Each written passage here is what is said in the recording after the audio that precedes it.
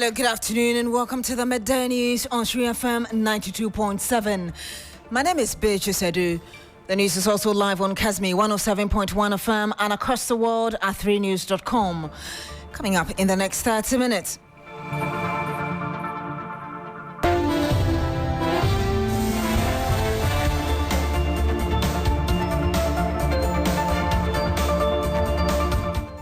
Five CSOs filed for an interlocutory injunction seeking to restrain government from awarding timber logging contract in globally significant biodiversity areas in Ghana.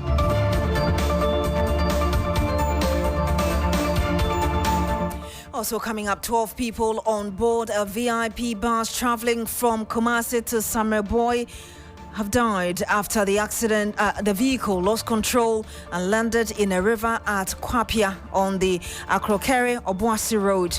We'll bring you details of this developing story. Much later on the program, over 7 communities around Oti River in the Saboba district of Northern Region cut off after weeks of torrential rains, which have wreaked havoc and affected livelihoods.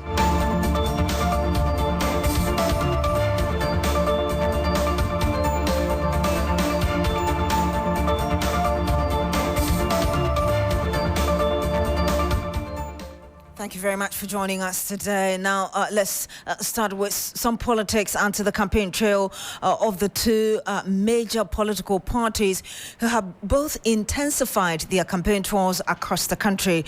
This afternoon, the flag bearer of the NDC, John Mahama, is engaging traditional rulers in the Upper West region as he continues his campaign tour of the region. The engagement with the Regional House of Chiefs is to offer the former president the opportunity to advance the cause of his next administration should he win this year's general election. Komla Klucha is with the former president. He joins us live on the line now. Komla, can you tell us where you are currently and what more you can tell us regarding the former president's tour? That meeting or that engagement is still at the Regional House of Chiefs. We started about an hour ago. John Mahama is still locked up in there and has been making the point to the chiefs on what his stewardship would be like coming back into administration. You know, he has just 4 years, non-renewable mandate, but the advancement he's been making has to do largely with the 120 days social contract with the people. You would recall that during the manifesto, he made this call and forcefully pushed it and said he would insist on it and would carry it out to the latter. What are some of these social contract with the people that John Mahama intends to do? To nominate within 14 days and complete his full cabinet ministers for approval, to establish a robust code of conduct and standards for all government officials, to hold a national economic dialogue to discuss the 2 stages of the homegrown fiscal consolidation program, to guide his budget, and within the first 90 days in office to scrap the following draconian taxes: the e-levy, the 10% bet tax on winnings and emissions levy, and a host of others. There are about 25 of them he's been advancing very firmly and strongly. But he makes the point also that the institution will partner with the traditional authority or traditional rulers to govern the state. It's about service to the people, and the traditional rule right at the very doorstep of the communities where they find themselves. And so that strong partnership is needed. The chiefs themselves have used the opportunity to ostensibly lament about the poor nature of roads in the Upper West region. If you pretty bad roads that they have, but they make the point that all they need from them is jobs, the construction of their road, and also some factories that should come to them within the region, so they are able to do or they are able to stand the pressures of the economy. But John Mahama has been making the point once again that he will be true to them. He will not lie to them. He would tell them what the state of affairs is and will bring all of them on board to be able to do. One of the promises in the Tisala enclave is for the establishment of a cotton industry. In fact, it used to be there during the demand time. It's now defunct. But he says that through the private partnership or private management, that cotton industry will bounce back. Thank you very much. Komla Klucha. He's with the former president, John Mahama, who is on a campaign tour up north. We stay with the NDC and its vice presidential candidate, Professor Nana Jane Opoku-Agyeman, is also on a week-long campaign tour in the Bono, Ahafo and Northeast regions. She's been meeting with chiefs, opinion leaders and party supporters to outline the NDC's vision going into the December general election. Evelyn Tingma is with the team. She joins us live now. Evelyn, just tell us really where the NDC vice presidential candidate, Professor Nana Jane Opoku, has been so far. Both is still in the Ahafo region, and to be specific, the Goso Midwifery and Nursing Training School, where she has been addressing the students here. And of course, it has to do with education. Now, what she is basically saying is that the NPP government has messed up the education sector, and so she is saying that when the NDC comes to power, they will try to reset the whole education sector and make it better. Now, she also addressed issues of allowances that the students complained that the allowances have not been forthcoming for months. And so she promised that when the NDC comes to power, they will try as much as possible to address some of these issues for them. And so she's asking that they vote massively for the NDC to come to power. So from here, Prof will go into other constituencies in the region, and then after that, she will go to the Bono region and to the Bono East region for her one-week campaign tour in these regions. That will be her itinerary, but where is she at today, and any messages so far? Prof is currently in the Ahafo region, and first of all, she visited the Nogbeko community in the Esunafo South constituency, where she met the chiefs and opinion leaders there. Now, and later she addressed a gathering in the community. Now, the chiefs mentioned that there have been some abandoned projects, such as roads, school infrastructure, hospital infrastructure, among others, and that they appeal to Prof that when the NDC is voted to power, they should try as much as possible to address some of these issues for them. Now, Prof and the MP for Esunafo South, Eric Opoku, have also been addressing the gathering, and of course, they basically asking the community members to vote massively for the NDC and the NDC flag bearer and the parliamentary candidates as well, so that when the NDC comes to power, they will be able to address all the concerns that they are asking for. And so basically that has been the message. And so we can listen to Prof, and we can also listen to the MP for Esunafo South, Eric Opoku, as well as the chief. I'm sorry, Evelyn, we don't have that, but thank you very much. Evelyn Tingma is with the NDC's vice presidential candidate, Professor Jane Nana Opoku-Agyeman, to the camp of the NPP, and President Akufo-Addo is also starting a two-day tour of the Savannah, Northern and Northeast regions today. While the party's presidential candidate, Dr. Mahmoud Bawumia, and his vice, Dr. Matthew Opoku-Prempeh, are in the Upper East region mopping up the campaign tour of the area. The NPP flag bearer, Dr. Mahmoud Bawumia, says his party had demonstrated the ability to resolve major challenges facing the nation and should be given another 4-year mandate. He told residents of Wenchi that the NPP has demonstrated the ability to implement key policies despite the opposition NDC's Yay, ye nimse, ye diagin tusua, ye bet me aye. Oma penyita rani ne party ni die. They have the mindset of impossibilities. Omo agin kachire mo se yentimenye. Ushe ejuma ayaye since 2017. Saane eko ye ka say ye the free senior high school education eba Ghana. Diabe no mo kaye. Almost see yentimi ye. Almost see ye da Ghana for. Almost see it was not possible. And you heard the NPP flag bearer, Dr. Mahmoud Bawumia, saying that the NDC had pessimism about the NPP fulfilling its promises, and yet, before everybody, they've been able to fulfill all promises. And meanwhile, the Electoral Commission has released ballot statistics to guide the printing of ballots for the presidential and parliamentary elections. Let's run you through details of that data put out by the EC. Wisdom Safo is in the studio right here with me. Wisdom, can you take us through that? As you rightly mentioned, Beatrice, the EC has released the ballot statistics, and I'll quickly go through them. So for the total registered voters, it stands now at 18,772,809.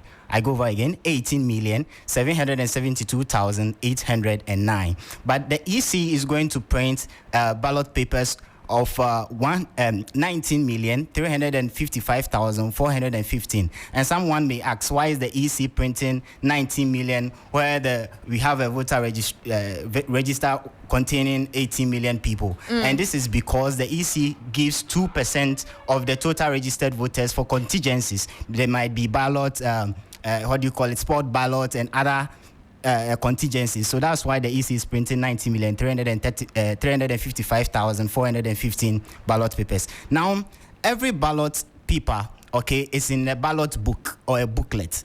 Now, every booklet has different sheets in them. There are some booklets that have 100 sheets. There are some booklets that have 50 sheets. There are some booklets with 25 sheets, and there are some booklets with 10 sheets. Now, for the sheets, the booklet that contains 100 sheets, the EC is going to print 175,723. And now for the booklet that contains 50 sheets, they are going to print 19,295. With the one with the 25 sheets, they are going to print 19,529. And the one with the 10 sheets too, they are going to print 33,014. Now, this is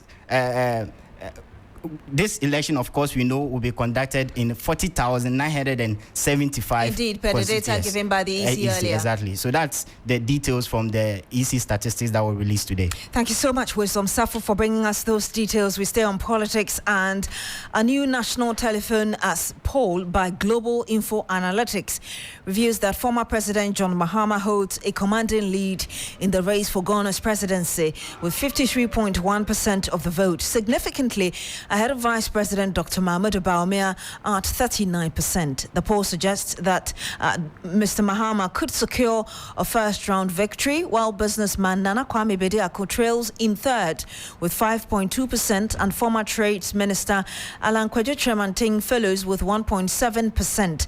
Among first-time voters, Mahama's support rises to 54.7%, further widening his lead over Bawumia at 31.3%. You're still here on the Midday News on 3FM 92.7. When we come back, we'll bring you details about the unfortunate incident, that accident leading to the death of 12 individuals in the Ashanti region. Don't go away.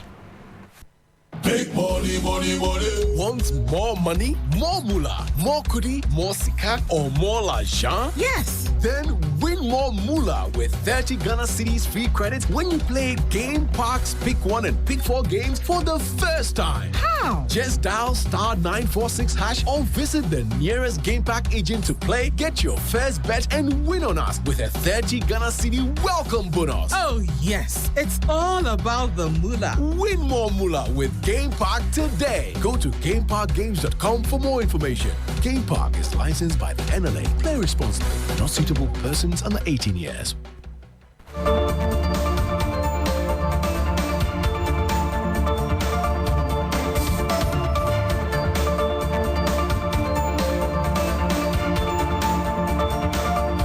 And you're still here on the Midday News on 3FM 92.7, some 14 minutes past the hour of 12.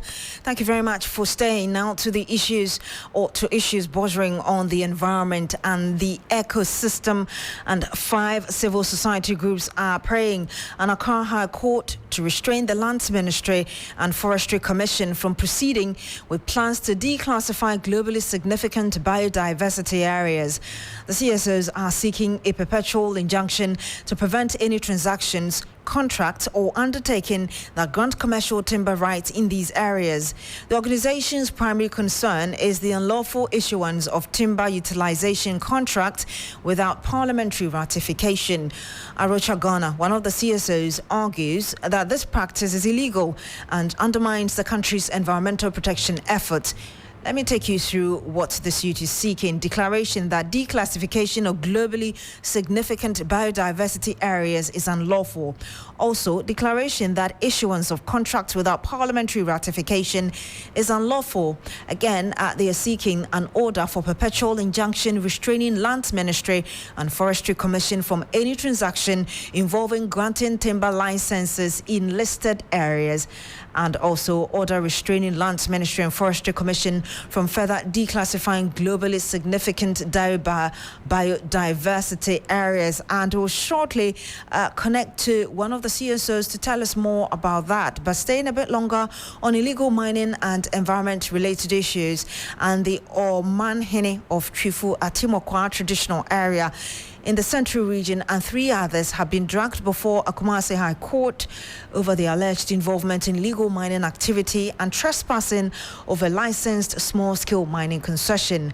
Osiadeyo Kwesikenin, the 4th, and other 4 defendants, including a Chinese miner, have been accused of having illegally mined 85% of a 14.73 acres concession belonging to Kidesh Mining Enterprise. This is said to have constituted to an infraction and aggravated illegality under the Minerals and Mining Act 2006, Act 703. Shortly, we'll be crossing over to Ibrahim Abubakar, who has more on the story for us. But ahead of that, former President John Ejakum Kufuor has called on academia to propose lasting solutions to the Galamsey challenge.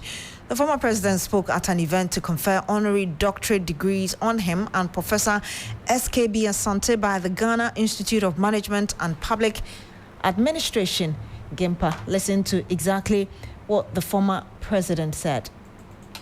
The topic of illegal mining and the proper use of our natural resources is one we must address with critical analysis and urgency to achieve the long-term solutions that we must have. I therefore urge thought leaders such as the academia, especially institutions like GIMPA, to take up the mantle and lead conversations that bring practical solutions to these pressing national challenges for the immediate and long term.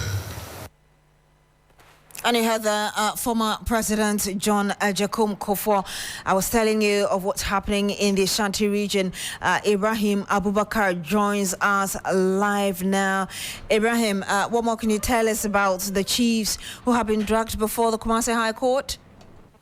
So, Beatrice, today the chief was missing in court, but the 2 others reported. In fact, his lawyers are raising objection to the case being held at the Kumasi High Court instead of Cape Coast High Court, because they are saying all the defendants reside in Trifupra, and for that matter, they see no reason why the case should be held here. So basically, that is what happened.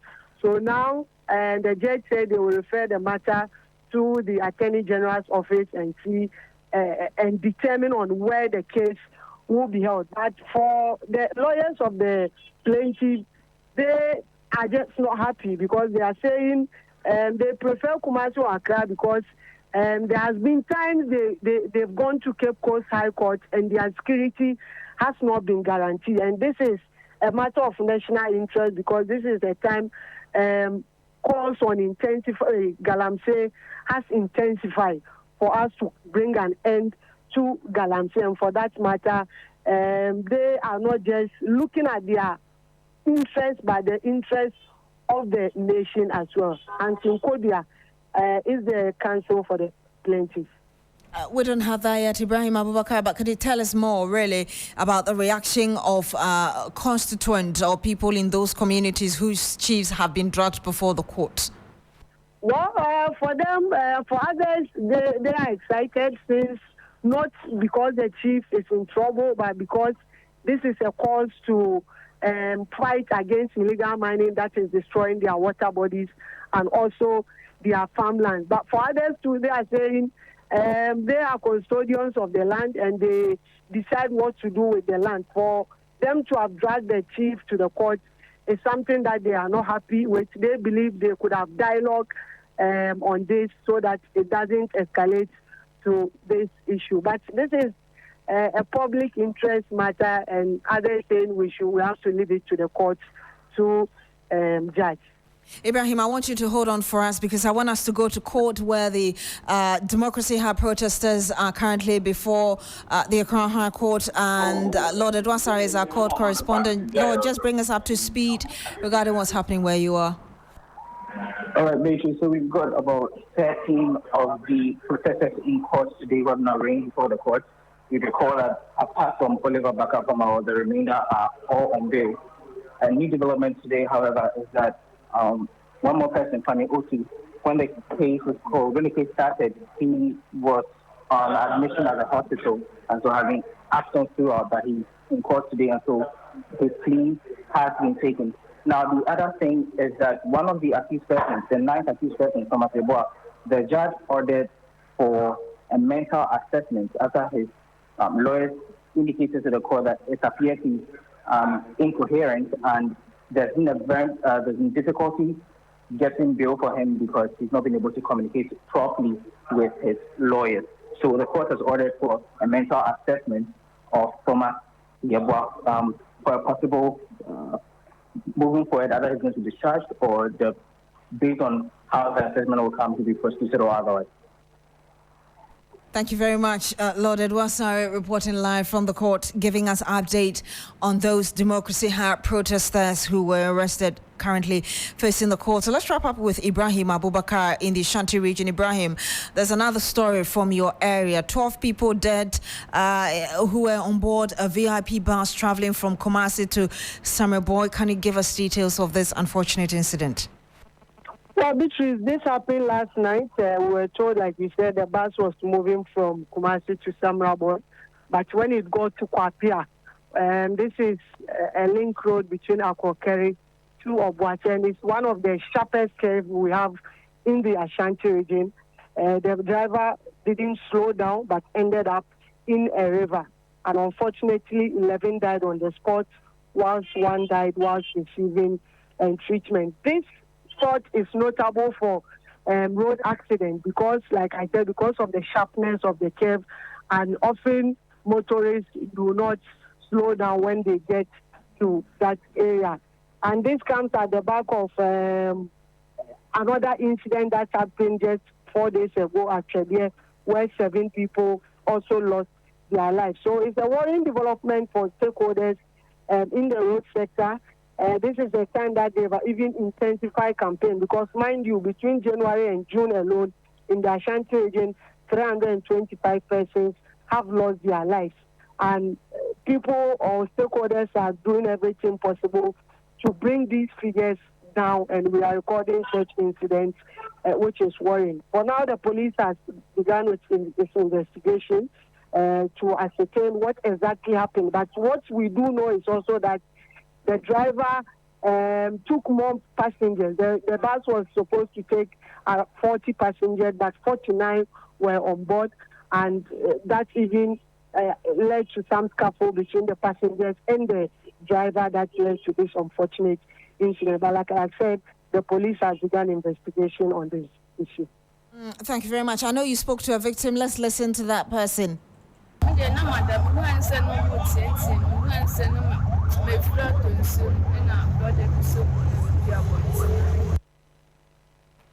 And you heard an accident victim earlier. You heard our correspondent Ibrahim Abubakar reporting live from the Ashanti region.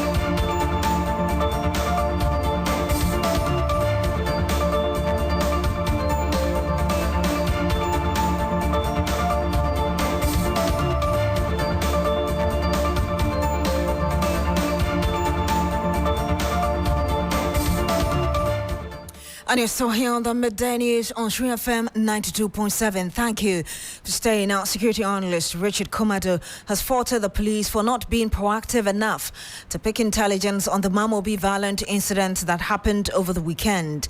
The Ghana Police Service says that an intelligence-led operation is currently ongoing to get the perpetrators of the shooting incident between supporters of the opposition NDC and the governing MPP at Nima on Sunday. 2 people were shot and 6 others are receiving treatment at the police hospital and Mamobi General Hospital following that clash between the 2 major political parties' supporters. Now, listen to leading members of the 2 factions, the NDC Member of Parliament for Ayawaso North, Yusuf Jaja, and Ibrahim Sani Vabel of the MPP, who spoke to 3FM earlier. We usually have our weekly walk between an NDC and MPP. We've been demarcated as to our route every week. So this week we are for Accra New Town. We've gone to Accra New Town. On our way back, we have these riders who normally ride within the constituency all over. I'm told the road they were riding and got to Mamobi where they met the MPP people from behind. So they were just waiting for them to move so that they will also move. All of a sudden they came back and attacked them. That's how come the whole incident started. We do work each and every week, and this week is so unfortunate. You understand that has happened, and it wasn't the fault of whoever. Everybody has his own roots, but this week it seems some of the NDC people, they came in through the MPP. Yeah, they clashed our people. And you had the NDC Member of Parliament for Ayawaso North, Yusuf Jaja, and Ibrahim Sani Vambel of the MPP, who spoke to us earlier. But the police statement on commencing investigations to arrest the perpetrators of the act have been shut down by many who are questioning the inability of the service to have picked some suspect already, considering the fact that some were captured on camera. Richard Kumado spoke to me earlier on big issues on New Day on TV3. Listen to what he told us. No, definitely, if you look at Mamobi, Nima, Accra New Town, Pig Farm, Alajo, these are communities that people almost know almost everybody. And for cultural purposes and for political security arrangements, they have these groupings that they engage themselves very often. It used to be the case that over the years, the police has been very hard on them because of some crashes. For some time, it has stopped. So for this particular one to raise this ugly head, I think they are giving the police opportunity to come hard after them again. They have identified those who shot them, and people are not happy with whatever happened. My suspicion is that it is a personal grievance that somebody has turned into a political shooting. My worry also is that the police knows the ground very well, and because they have relaxed, because the place has become for some time, this one took them by surprise. And you heard Richard Kumado speaking on a New Day earlier with me on TV3.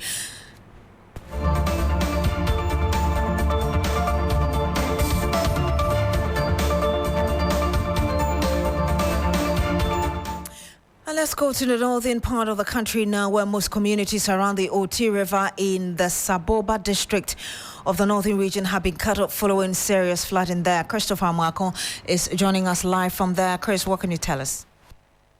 Yes, so Beatrice, I can say that these communities are beginning to feel the impact of the floods because movement has been restricted.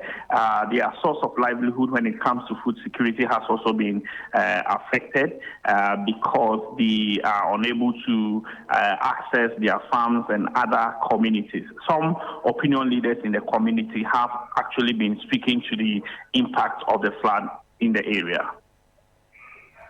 Christopher, we don't have that, but can you tell us what caused this flooding?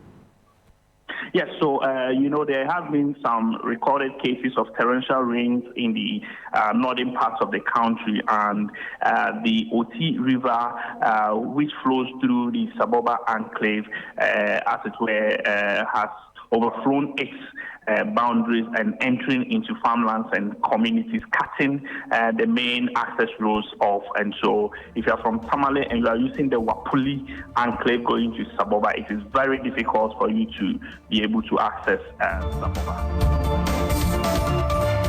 Thank you very much. Christopher Marco is our Northern Region correspondent. We'll bring you the voice of the residents in our subsequent bulletins. My name is Beatrice Adu. Thank you very much for joining us today. Log on to 3news.com for more news. Have a good afternoon.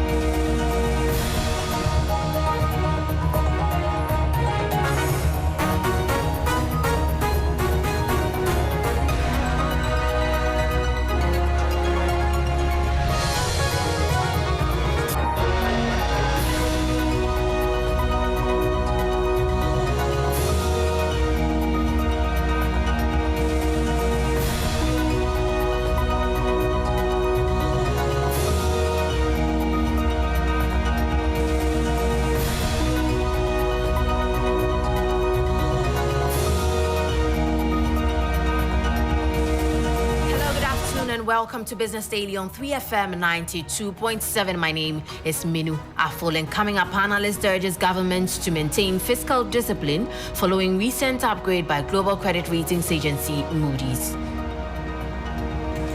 Well, it is a good sign. However, I should say that CAA2 is also a speculative grade, which means that we are not out of the woods yet. Ahead, we'll hear from senior lecturer at the University of Professional Studies, Accra, Dr. Beatrice Adu. Also, Africa Center for Economic Transformation urges Ghana to be intentional to escape middle-income trap, as reported by the World Development Report 2024. So the first thing we need to do is shift from the current system in Ghana where we stop, start. We've got to change that. We've got to be intentional in the direction we are going in. And consumer advocacy group cuts international calls for harsher penalties to curb fuel dispenser tampering. We'll hear from regional coordinator Apia Kusi Adomako. If you make the fine so punitive, I'm sure that once you are caught and you are taken to court and fined, you will not come back and repeat the sin again. Details of these stories and others are lined up for you. Please stay.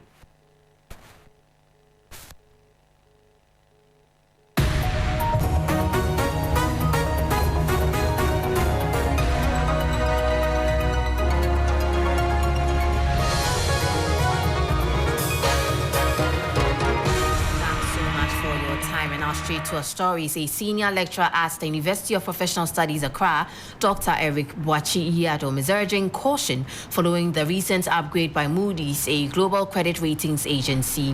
While acknowledging the potential benefits of the upgrade, such as boosting investor confidence and promoting economic growth, Dr. Adu warns that the government must not let its guard down and relax its fiscal discipline.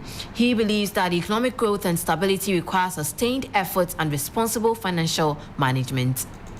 Going forward, the impact of this credit rating on the Ghanaian economy will increase investors' confidence that the companies that probably were considering moving out of the country may consider staying because there's hope for the future, and other foreign companies are likely to move in.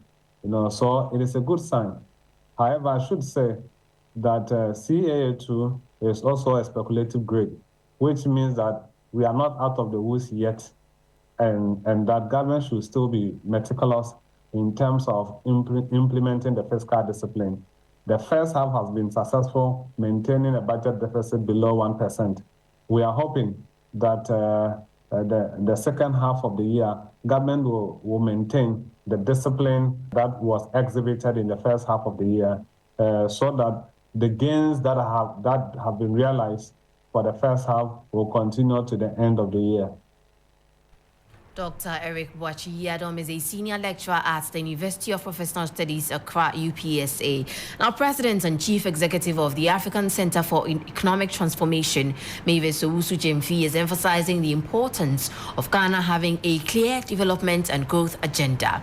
She points to countries like Korea and Singapore as examples, highlighting their focused approach to sector development as a key factor in their success. The World Bank's 2024 World Development Report identifies 108 countries, including Ghana, that are stuck in the middle income trap. However, she emphasized the need for intentionality for Ghana's escape. Given the complexities we have, given the fact that actually we don't have that much money, we need to pick a few sectors that we truly invest in. And this means investing in a full value chain. So whether it is the cocoa value chain to chocolate, whether it is cotton to textiles, whether it's tourism, whatever it is, we've got to be intentional and investing in it, which means the policies have to be aligned to it. We need to invest in the skills that are needed for it. We need to support industries in that value chain. Then we've got to look across the region and say, where can we get inputs from? So if we need more raw material, let's take AFCFTA, let's shift it from something on paper and a protocol that we've signed and actually implement it and work with our neighbors in the Sahel to buy the cotton. That was President and Chief Executive of the African Center for Economic Transformation, Beatrice Adu. In more stories, Regional Coordinator of Consumer Advocacy Group, CATS International, Apia Kusi Adomako, is urging stricter penalties to combat the persistent issue of fuel dispenser tampering in Ghana. He proposes an amendment to fine cheating firms up to 25% of their previous year's profits or sales volume, calling it a necessary measure to protect consumers and ensure value for money. I think that when you are caught, the punishment is not deterrent enough. In some countries, what they do is that when you are caught for cheating consumers at the pump, what they do is that they look at your previous year profit and then they slap up to 25% of your previous year profit as a fine. And when you pay a quarter of your previous year profit as a punishment, the next time you do the right thing. So what we would like to suggest is that we'll need to amend the punishment, because last time when those firms were arrested, they paid less than 20,000 cedis. And if a firm knows that I can make 50,000 cedis from the cheating that I'm doing in a day, and when I'm arrested and I'll pay 20,000 cedis as a fine, I think that there's more incentive for people to cheat and pay the fine when they are arrested. But if you make the fine so punitive, I'm sure that once you are caught and you are taken to court and fined, you will not come back and repeat the sin again. That was Regional Coordinator of Consumer Advocacy Group, CATS International, Apia Kusi Adomako. In a related development, Liquefied Petroleum Gas Marketers Association in Ghana is projecting that the price of gas will go up in the range of 5 to 7% in the coming pricing window. The second pricing window of this month for petroleum products starts on October 16. Speaking to 3 Business, Vice President of the LPG Marketers Association, Gabriel Kumi, noted that the projected price increase has nothing to do with the looming shortage of the product. The figures we are picking indicates that international price of LPG has gone up, and that will obviously affect the local price. From our projection, price of LPG is going to go up by about 7%. And this has nothing, let me state again, this has nothing to do with shortage of LPG. It's just the 2-week window. Every 2 weeks, the price of LPG either goes down or it stabilizes or it goes up. But the figures we are picking from the international price of LPG indicate that the international price has gone up. Unfortunately, our cedi has also depreciated by almost 1% within the last 2 weeks. So these two factors will combine to shoot up the price of LPG to about 7%, between 5 to 7% in the next window beginning 16th of October. And that was Vice President of the LPG Marketers Association of Ghana, Gabriel Kumi, on gas price going up from October 16. Now, the latest Treasury auction saw government recording an oversubscription, although marginal, after 3 weeks of failing to meet its target. This comes on the back of the IMF's staff-level agreement on the third review of Ghana's economic facility program, following the successful completion of the restructuring of Eurobonds. At the end of the auction, government exceeded its target of 4.565 billion cedis by a little over 1%. All bids tendered were accepted, with a chunk from the 91-day bill, from which government realized about 3.8 billion cedis, representing 84% of the total bids. About 500.68 million cedis were tendered for the 182-day bill and 225.96 million cedis for the one-year bill. Interest rates, however, remained on the upward trajectory, shooting up marginally on the yield curve. That of the 91-day bill was up by 16 basis points to 25.61%. That of the 182-day bill also rose to 26.9% from 26.8% previously, while the interest rate on the 364-day bill declined by 7 basis points to 28.58%. Well, that brings us to the end of Business Daily here on 3FM 92.7. For more stories, kindly check out our website. It's www.3news.com. My name is Minu. Our full stay tuned Urban Blend is up next with Black Rasta.